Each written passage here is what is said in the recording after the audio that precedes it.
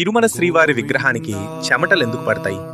శ్రీవారి ఒంటి మీద ఈ పిల్లి నుండి వచ్చే తైలాన్ని నేరుగా ఎందుకు పూస్తారు? సుమారు 5,000 సంవత్సరాల క్రితం స్వయంభూగా వెలిసిన తిరుమల వెంకటేశ్వరుని విగ్రహం జీవం ఉన్న విగ్రహం. ఆ నుదుటి మీద ఎల్లప్పుడూ 45 డిగ్రీల వేడి ఉంటుంది. అందుకే స్వామివారి విగ్రహానికి విపరీతమైన చెమటలు.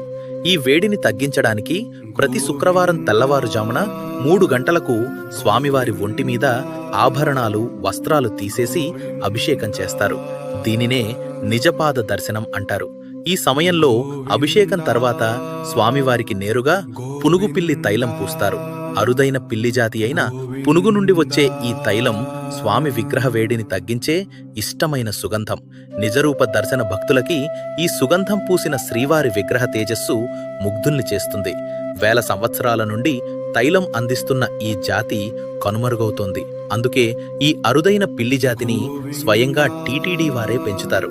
ప్రకృతిలోని ఒక చిన్న జీవి ఇచ్చే సుగంధంతో అభిషేకం అందుకుంటున్న గోవిందుడి నిజపాద దర్శనం చేసుకున్నారా? కామెంట్ చేయండి. మరిన్ని రహస్యాల కోసం ఫాలో అవ్వండి. Download ShareChat. తిరుమల శ్రీవారి విగ్రహానికి చెమటలెందుకు పడతాయి? శ్రీవారి ఒంటి మీద ఈ పిల్లి నుండి వచ్చే తైలాన్ని నేరుగా ఎందుకు పూస్తారు?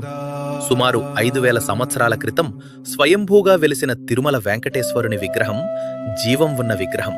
ఆ నుదుటి మీద ఎల్లప్పుడూ 45 డిగ్రీల వేడి ఉంటుంది. అందుకే స్వామివారి విగ్రహానికి విపరీతమైన చెమటలు. ఈ వేడిని తగ్గించడానికి ప్రతి శుక్రవారం తెల్లవారుజామున 3 గంటలకు స్వామివారి ఒంటి మీద ఆభరణాలు, వస్త్రాలు తీసేసి అభిషేకం చేస్తారు. దీనినే నిజపాద దర్శనం అంటారు. ఈ సమయంలో అభిషేకం తర్వాత స్వామివారికి నేరుగా పునుగు పిల్లి తైలం పూస్తారు. అరుదైన పిల్లి జాతి అయిన పునుగు నుండి వచ్చే ఈ తైలం స్వామి విగ్రహ వేడిని తగ్గించే ఇష్టమైన సుగంధం. నిజరూప దర్శన భక్తులకి ఈ సుగంధం పూసిన శ్రీవారి విగ్రహ తేజస్సు ముగ్ధుల్ని చేస్తుంది. 1000 సంవత్సరాల నుండి తైలం అందిస్తున్న ఈ జాతి కనుమరుగవుతోంది. అందుకే ఈ అరుదైన పిల్లి జాతిని స్వయంగా టీటీడీ వారే పెంచుతారు. ప్రకృతిలోని ఒక చిన్న జీవి ఇచ్చే సుగంధంతో అభిషేకం అందుకుంటున్న గోవిందుడి నిజపాద దర్శనం చేసుకున్నారా?